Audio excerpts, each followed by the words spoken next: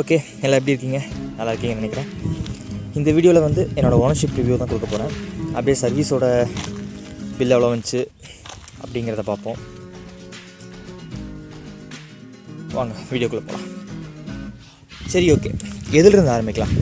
First இதோட price பாயிண்ட்டுக்கு இந்த வண்டி ஓகேவா, எப்படி இருக்குது அப்படின்னு சொல்லிட்டு பார்ப்போம். இந்த ப்ரைஸ் ரேஞ்சில் வந்து இதில் கொடுத்துருக்க ஃபீச்சர்ஸு, மற்றபடி இதோட டிசைனு எல்லாமே சூப்பர்னு தான் சொல்ல முடியும். எனக்கு ஒன்று இருக்குது, அது என்னென்னு மட்டும் நான் சொல்கிறேன். ஒரு ப்ராப்ளம் மட்டும் ஃபேஸ் பண்ணிகிட்டு இருக்கேன், இன்னும் அது சால்வ் ஆகலை எனக்கு. அது மட்டும் என்னென்னு லாஸ்ட்டில் சொல்கிறேன். ஃபஸ்ட்டு ப்ளஸ் பாயிண்ட் என்னென்னு சொல்லிடுறேன். இதோட லைட்ஸு நைட்டில் வந்து விஷன் செம்மையாக தெரியுது. நைட்டில் கிளாரிட்டியாக இருக்குது லைட்டு. ஓகே, இப்போ வந்து நான் இதில் என்ன சொல்கிறதுனா, சீட்டு பயங்கரமாக இருந்துச்சு. லாங் ரைட் போகிறக்கெல்லாம் எனக்கு பேக் பெயின் அவ்வளோ வரல. ஒரு 250 கிலோமீட்டர்ஸ் ஓட்டினேன், நான் ஸ்டாப்பாக இல்லை, 100 கிலோமீட்டர்ஸ் ரெஸ்ட்டு விட்டு தான் ஓட்டினேன். அதுக்கு எனக்கு எந்த விதமான இஷ்யூவும் இல்லை. ஆனால் பில்லியன் சீட்டு தான் ரொம்ப குட்டியாக இருக்கனால, ரொம்ப குட்டினா R15 MT15 இந்த மாதிரிலாம் இல்லை. இருந்தாலும் இதில் உட்காந்து ஓட்டலாம். பட் ஒரு 70-80 கிலோமீட்டர்ஸ்க்கு மேலே வந்து பட் பெயின் வருது, ஏன்னா சீட்டு குட்டி இல்லையா, அதனால் கண்டிப்பாக வரும். இந்த வண்டியில் இன்னொரு ஆடட் அட்வான்டேஜ் என்னென்னா, உங்களுக்கு இதில் அட்ஜஸ்டபிள் சஸ்பென்ஷன் கொடுத்துருக்காங்க. அது எதுக்கு யூஸ் ஆகும்னா, நம்ம ரோட் கண்டிஷனுக்கு வந்து சாஃப்டாக இருந்தால் தான் குழிக்குண்டில் இறங்குறப்ப தெரியாமல் இருக்கும், ஹார்டாக வச்சு ஓட்ட முடியாது. அதை அட்ஜஸ்ட் பண்ணிக்கலாங்கிறப்போ ஒரு ஆடட் அட்வான்டேஜாக தான் இருக்குது இந்த வண்டியில். அப்புறம் டயரும் எனக்கு தெரிஞ்சு கான்ஃபிடென்ஸாக இருக்குது. எனக்கு எந்த ஒரு லேக்கும் இல்லை பர்ஃபார்மன்ஸில். இந்த டயரை பொறுத்த வரைக்கும் நல்லா தான் கொடுத்துருக்காங்க. அப்புறம் செயினும் பார்த்திங்கன்னா நல்லாவே இருக்குது. நல்லா மெயின்டைன் பண்ணிங்கன்னா எனக்கு நல்லாவே இருக்குது. சொல்லப்போனால் செயின் க்ளீன் பண்ணி ஒரு 500 கிலோமீட்டர்ஸ்க்கு ஒரு தடவை செயின் க்ளீன் பண்ணி ப்ராப்பராக செயினில் பண்ணிகிட்டு இருந்தீங்கன்னா செயினில் உங்களுக்கு எந்த விதமான ப்ராப்ளமும் வராது. எனக்கு இது வரைக்கும் நான் எதுவும் ஃபேஸ் பண்ணல செயின் ப்ராப்ளமாக எதுவும். அப்புறம் இன்னொன்று, எனக்கு மைலேஜ் முக்கியமான விஷயம். மைலேஜ் எனக்கு எவ்வளோ கிடைக்குது? எனக்கு வந்து 48 தருது. அதாவது லாங்காக போகிறப்ப. சிட்டிக்குள்ளே ஓட்டுறப்ப எனக்கு ஒரு 38, ஒரு 37 அந்த ரேஞ்சில் தான் கிடைக்குது. உண்மை அதுதான். ஆனால் அது எனக்கு உண்மையாகவே 48 கிடைக்குது. நான் ப்ராப்பராக மெயின்டைன் பண்ணிட்டுருக்கனால எனக்கு அவ்வளோ கிடைக்குதா இல்லையான்னு எனக்கு தெரில. மைலேஜ் நல்லா தான் கிடைக்குது. மற்றபடி சொல்லணுன்னா என்ன சொல்கிறது, வண்டியில் வைப்ரேஷன் தாங்க என்னன்னே தெரில. வைப்ரேஷன் ஆகுது ஃபுட் ரெஸ்ட்டில், அப்புறம் ஹேண்டில் பாரில், மிரரில். 4000 to ஒரு 5500 RPM வரைக்கும் எனக்கு வந்து வைப்ரேஷன் இருக்குது, தெரியுது நல்லாவே. முதல்ல இல்லை, ஆனால் இப்போ வந்து அது வைப்ரேஷன் வருது. சர்வீஸில் சொன்னாலும் அவனுங்க எங்கே ரெடி பண்ண மாட்டுறானுங்க. ரெடி பண்ணியாச்சுங்கிறாங்க, ஆனால் வைப்ரேஷன் இருந்தால் இருந்துகிட்ருக்கு. என்னன்னு தெரில. நம்ம டிவிஎஸோட சர்வீஸ் பற்றி தான் உங்களுக்கு தெரியும், நல்லா பண்ணுறாங்க. பட் சில பேர்த்துக்கு நாலேஜ் இல்லை இன்னுமே. இந்த இன்ஜின் பர்ஃபார்மன்ஸ் வேறு லெவலில் இருக்குது. பிக்கப்பு எல்லாமே சூப்பர், மைலேஜ் எல்லாமே ஓகே. அப்புறம் இந்த வண்டியில் ஹீட் ஆகுது எனக்கு. இப்போ கொஞ்சம் வண்டியில் ஹீட் தெரியுது. சர்வீஸ் எடுத்ததுக்கப்புறம் இப்போதைக்கு ஹீட் தெரில. இப்போ தான் 4th சர்வீஸ் முடிஞ்சு வண்டிக்கு, அதனால் இப்போதைக்கு ஹீட் பிரச்சனை எதுவும் இல்லை. அதான் சொன்ன பார்த்தீங்களா, அந்த வைப்ரேஷன் மட்டும் கம்மி பண்ணாங்கன்னா இந்த மாதிரி வண்டி இந்த செக்மெண்ட்டில் இந்த ப்ரைஸ் ரேஞ்சில் வந்து கிடையாதுன்னு தான் நான் சொல்லுவேன். பிரேக்கிங்கை பற்றி சொல்லணுன்னா, ஃப்ரண்ட் பிரேக் வந்து பயங்கரமான ஒரு ஆடட் அட்வான்டேஜ் தான் சொல்லுவேன். இதில் பிரேக்கிங்கை பொறுத்த வரைக்கும் ஃப்ரண்ட்டில் வந்து 240 mm டிஸ்க் கொடுத்துருக்காங்க.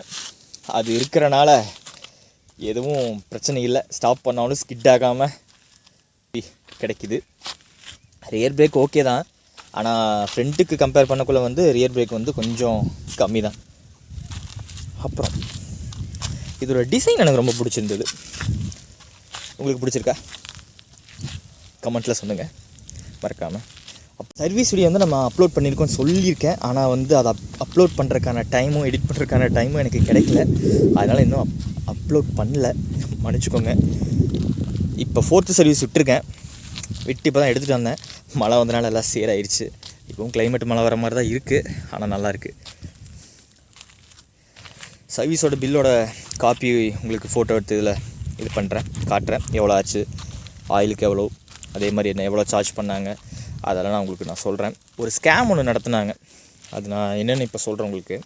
அது என்னென்னா, எனக்கு வந்து 3rd சர்வீஸ் தான் விட்டுருக்கேன். அது சிஸ்டம்லேயும் அவங்களுக்கு அப்படி தான் காட்டுது. எனக்கும் மெசேஜ்லேயும் 3rd சர்வீஸோடு தான் இருந்திருக்கு, எனக்கும் ஞாபகம் இருக்குது நல்லாவே.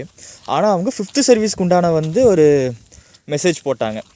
உங்களுக்கு 5th சர்வீஸ் இது அப்படின்னு சொல்லிட்டு சிஸ்டமில் வந்து உங்களுக்கு 4th சர்வீஸ்க்கானது காட்டல அப்படின்னாங்க. நான் ப்ராப்பராக வந்து நம்ம டிவிஎஸ் கனெக்ட் ஆப்லேயும் வந்து காட்டும் சர்வீஸ் டியூ. அதே மாதிரி அவங்க சிஸ்டத்துலேயும் 3வது டியூ தான் முடிச்சிருக்கு அப்படின்னு காட்டியிருக்காங்க. ஆனால் அவங்க வந்து எங்கிட்ட இல்லை உங்களுக்கு 4வது டியூ காட்டலை அப்படின்னு சொல்கிறாங்க.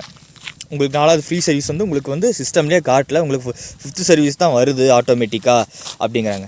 நான் ஆர்கியூலாம் பண்ணல, அவங்ககிட்ட தெளிவாக சொன்னேன். நான் உங்கள் சிஸ்டம்லேயே அதான் காட்டுது, என்னோடதுலேயும் அவ்வளோதான் வந்திருக்கு, நான் 3rd சர்வீஸ் தான் விட்டு அந்த 4th சர்வீஸ் தான் ஃப்ரீ சர்வீஸ் தான் எனக்கு ஞாபகம் இருக்குது, உங்கள் சிஸ்டம்லேயே அதான் காட்டுது, உங்களுக்கு எதாவது பக் ஏதாவது இருக்கும் செக் பண்ணி பாருங்கள் அப்படின்னு. அதுக்கப்புறம் நம்ம போய் கேட்டதுக்கப்புறம் அவங்க வந்து சொல்கிறாங்க, ஆமாம் சார், சாரி சார், இந்த மாதிரி இருக்குது சார், ஃபிக்ஸ் பண்ணிட்டோம், உங்களுக்கு 4th சர்வீஸ்லேயே பண்ணித்தரோம் சார், உங்களுக்கு வந்துருச்சு அப்படிங்கிற மாதிரி சொல்கிறாங்க. இந்த மாதிரி ஸ்கேமெல்லாம் பண்ணுறாங்க. நமக்கு வாயை திறந்து கேட்கலின்னா இந்த மாதிரி ஒரு ஸ்கேம் உடனே சொல்லிடுறது இல்லைங்க அப்படி இப்படின்னு. நம்ம ஒரு மாதிரி பட்டு போகிறாங்களோ, கிறுக்க மாதிரி பேசிகிட்டு இருந்தா தனியாக யார் தான் பார்க்காம போவா. ஓகே, அதான் நம்ம வாயை திறந்து கேட்கலின்னா நம்மளை அப்படியே ஏமாற்றிடுறது.